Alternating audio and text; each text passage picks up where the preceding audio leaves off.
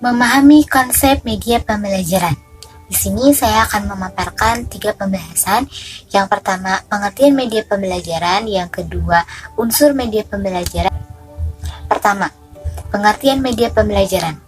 Media dalam bahasa Latin yaitu medius yang mempunyai arti perantara, sedangkan dalam bahasa Arab wasail atau dalam bentuk jamaknya wasilah yang bermakna perantara. Media dalam proses pembelajaran dapat diartikan sebagai alat-alat grafis atau elektronis yang dapat mengumpulkan, menyimpan, dan menyusun kembali informasi dalam bentuk verbal atau visual. Dalam proses kegiatan pembelajaran terdapat komunikasi antara guru dan murid. Proses komunikasi akan melibatkan media pembelajaran sebagai komponen utama kegiatan pembelajaran. Dalam media pembelajaran, guru akan lebih mudah menjalin komunikasi dengan siswa dalam mencapai tujuan pembelajaran. Yang kedua adalah unsur media pembelajaran. Sesuatu akan dikatakan media pembelajaran apabila telah memenuhi 2 unsur. Yang pertama adalah unsur pesan atau software, yaitu informasi atau bahan ajar yang akan disampaikan kepada para siswa. Yang kedua adalah unsur peralatan atau hardware, yaitu alat untuk menyampaikan pesan atau bahan ajar kepada para siswa. Bismillahirrahmanirrahim. Materi selanjutnya yang akan saya sampaikan yaitu mengenai konsep media pembelajaran. Dalam kegiatan pembelajaran terdapat proses belajar mengajar yang pada dasarnya merupakan proses komunikasi. Dalam proses komunikasi tersebut, guru bertindak sebagai komunikator yang bertugas menyampaikan pesan pendidikan kepada penerima pesan, yaitu peserta didik. Nah, agar pesan-pesan pendidikan yang disampaikan guru dapat diterima dengan baik oleh peserta didik, maka dalam proses komunikasi pendidikan tersebut diperlukan adanya penyalur pesan atau yang disebut dengan media pembelajaran. Nah, yang selanjutnya yaitu fungsi dari media pembelajaran. Fungsi umum media pembelajaran yaitu sebagai pembawa pesan dari guru ke murid dalam rangka mencapai tujuan pembelajaran. Fungsi khususnya yaitu yang pertama untuk menarik perhatian murid, yang kedua untuk memperjelas penyampaian pesan, yang ketiga untuk mengatasi keterbatasan ruang, waktu, dan biaya, yang keempat untuk menghindari adanya verbalisme dan salah tafsir, yang kelima yaitu untuk mengaktifkan dan mengefektifkan kegiatan belajar murid. Nah, yang selanjutnya yaitu ada manfaat dari media pembelajaran. Menurut pendapat John M. Lennon, mengkhususkan manfaat media pembelajaran, yang pertama yaitu media pembelajaran berguna untuk menarik siswa terhadap materi pengajaran yang disajikan. Yang kedua, media pembelajaran berguna dalam hal meningkatkan pengertian anak didik terhadap materi pengajaran yang disajikan. Yang ketiga, media pembelajaran mampu memberikan penyajian data yang kuat dan terpercaya tentang suatu hal atau kejadian. Yang keempat, media pembelajaran berguna untuk menguatkan suatu informasi. Dan yang kelima, dengan menggunakan media pembelajaran itu dapat memudahkan hal pengumpulan dan pengolahan data. Yang selanjutnya yaitu ada macam-macam media pembelajaran. Yang pertama yaitu ada media audio. Media audio ini berfungsi untuk menyalurkan pesan audio dari sumber pesan ke penerima pesan. Contoh medianya yaitu seperti radio, podcast, telepon, dan lain-lain. Yang kedua yaitu ada media visual. Nah, media visual ini media yang hanya mengandalkan indera penglihatan berupa misalkan foto, ilustrasi, flashcard, grafik, bagan, diagram, poster, dan lain-lain. Yang ketiga yaitu ada media audiovisual. Nah, media audiovisual ini media yang mampu menampilkan suara dan gambar. Nah, contohnya itu seperti film, TV, film yang bersuara, dan sebagainya. Yang selanjutnya yaitu ada media serbaneka. Nah, di dalam media serbaneka ini dibagi lagi menjadi 3 media pembelajaran. Yang pertama yaitu ada media papan. Media papan ini contohnya papan tulis, papan flanel, papan magnetik, papan paku, dan sebagainya. Yang kedua yaitu sumber belajar pada masyarakat, contohnya dengan karya wisata dan berkemah. Yang terakhir yaitu ada realita. Realita itu contohnya yaitu benda-benda nyata. Benda-benda nyata seperti aslinya. Contoh misalkan pembelajaran mengenal hewan-hewan. Nah, guru misalkan dapat membawa hewan aslinya atau memperlihatkan para peserta didik untuk melihat real dari hewan tersebut. Misalkan dibawa ke peternakan atau yang lainnya. Yang keenam yaitu ada media pembelajaran peta dan globe. Nah, media pembelajaran ini berfungsi untuk menyajikan data-data lokasi seperti keadaan permukaan dan tempat-tempat serta arah dan jarak. Saya akan menjelaskan mengenai media konvensional. Penggunaan media konvensional ini diterapkan karena media modern tidak bisa dipakai seperti laptop, PowerPoint, proyektor, dan lain-lain. Sehingga media pembelajaran konvensional ini menjadi jalan keluar guru untuk media belajar mengajarnya. Media konvensional ini menggunakan bahan yang sederhana seperti kertas, karton, dan lain-lain. Kemudian, strategi pembelajaran yang menggunakan media konvensional salah satunya adalah metode flashcard. Metode flashcard adalah metode pembelajaran yang mengaitkan konsep pembelajaran dengan gambar dalam kartu.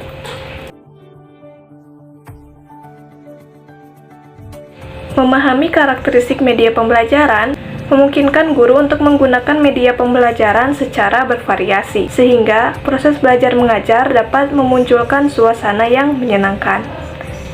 Apabila guru kurang memahami karakteristik media pembelajaran ini, guru akan menemui kesulitan dalam proses belajar mengajarnya. Ada 5 karakteristik media pembelajaran. Yang pertama, media cetak. Yang kedua, media display atau pameran. Yang ketiga, media multimedia. Yang keempat, media audio. Yang kelima, media bergerak atau motion picture. Dari kelima karakteristik tadi, yang termasuk kepada media konvensional yaitu media cetak dan media pameran atau display. Media cetak adalah media visual yang menyajikan fakta, ide, atau gagasan melalui penyajian kata-kata, kalimat, angka, simbol, atau gambar. Contoh dari media cetak ini seperti buku, brosur, leaflet, dan handout. Karakteristik media pembelajaran yang kedua adalah media pameran atau display. Media pameran atau display ini memiliki bentuk yang bervariasi, dari real object kepada benda tiruan yang disebut dengan replika. Contoh dari media pameran atau display media adalah realia, model, diorama, dan kit. Ini adalah beberapa contoh dari media pameran atau display media. Ada realia, yaitu fosil dari hewan, lalu kit, seperangkat alat peraga, dan diorama adalah replika dari tata surya. Di sini saya akan menjelaskan atau mendeskripsikan karakteristik media elektronik khususnya dalam hal pembelajaran. Perlu diketahui bahwa media elektronik dalam hal pembelajaran itu memudahkan siswa untuk memahami materi yang akan disampaikan. Nah, karakteristik yang pertama dalam media elektronik yaitu yang pertama, media elektronik itu jangkauannya sangat luas. Misalnya, kalau media konvensional menggunakan buku sebagai bahan ajar, nah kita bisa menggunakan internet atau laptop sebagai bahan ajar untuk mencari materi. Nah, di media elektronik seperti laptop itu memuat banyak hal untuk dipelajari oleh pelajar seperti kita. Kemudian yang karakteristik yang kedua adalah memuat hal-hal yang menarik. Nah, seperti yang dicontohkan tadi, laptop itu memiliki audio dan visual yang menarik sehingga memudahkan kita untuk memahami materi. Kemudian yang ketiga, praktis dan cepat. Dengan media elektronik memuat seperti internet, jaringan yang lainnya itu memudahkan kita mencari informasi atau pembelajaran yang akan dipelajari hari itu atau kemudian hari. Kemudian yang terakhir, karakteristik dari media elektronik adalah praktis atau fleksibel. Nah, fleksibel itu misalnya kalau media konvensional itu memerlukan banyak alat untuk menggunakannya, sedangkan jika media elektronik itu cukup fleksibel, cukup dengan klik-klik saja. Misalnya seperti proyektor. Penggunaan proyektor dalam pembelajaran itu sangat memudahkan. Nah, yang tadi itu merupakan karakteristik yang ada dalam media elektronik. Yang pertama yaitu jangkauannya luas, yang kedua memiliki muatan yang menarik, yang ketiga praktis dan cepat, dan yang keempat adalah fleksibel. Nah, dengan karakteristik yang di atas, diharapkan bahwa murid dan guru itu dapat menggunakan media elektronik ini dengan sangat baik sehingga pembelajaran dapat dilakukan dengan baik juga. Baik, saya akan menyampaikan materi selanjutnya yaitu mengenai manfaat media pembelajaran digital. Perkembangan teknologi pada saat ini telah merambah dalam berbagai segi kehidupan manusia. Pemanfaatan teknologi juga digunakan di dalam membantu proses pembelajaran di kelas. Terlebih pada saat masa pandemi kemarin, yang mengharuskan seluruh aktivitas dilakukan di dalam rumah, termasuk juga dengan proses pembelajaran yang mengharuskan dilakukan di dalam rumah. Lalu, media pembelajaran yang tepat untuk melaksanakan proses pembelajaran di kelas ini adalah media digital, yaitu salah satu media pembelajaran yang medianya menggunakan digital atau bisa disebut dengan e-learning elektronik, di mana medianya menggunakan elektronik atau disebut juga dengan online.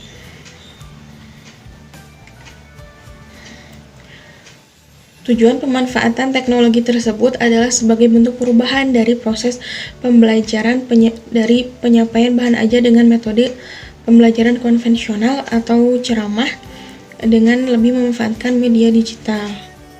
Media digital diharapkan dapat membantu komunikasi pendidik kepada peserta didik sebagai bentuk variasi pembelajaran. Tujuannya tidak lain dapat meningkatkan minat belajar mandiri yang dimiliki oleh peserta didik. Penggunaan media digital, manfaat utama yang didapat dari media digital dalam proses belajar adalah tersedianya akses informasi yang sangat luas.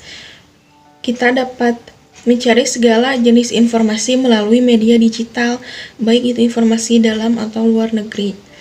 Maka dari itu pengetahuan siswa akan sangat berkembang dengan adanya media digital ini.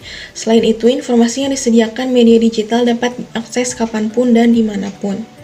Penyebaran informasi melalui media digital ini juga sangat cepat. Dengan menggunakan media digital, kegiatan belajar tidak sebatas hanya bersifat akademis tetapi juga non-akademis. Artinya, selain ilmu-ilmu yang diajarkan di institusi pendidikan seperti sekolah atau kampus, kita juga dapat mempelajari berbagai macam ilmu atau soft skill di luar itu. Dengan hal ini, membuka kesempatan bagi siapa saja untuk berkembang dan belajar. Nah, media pembelajaran berbasis digital ini memang memberikan manfaatnya yaitu 1. Mempermudah guru dalam menyampaikan materi. Yang kedua, memberikan pengalaman belajar yang berbeda dan bervariasi sehingga merangsang minat siswa untuk belajar. Yang ketiga, membantu peserta didik bekerja melalui konsep yang sulit. Yang keempat, tidak terbatas waktu.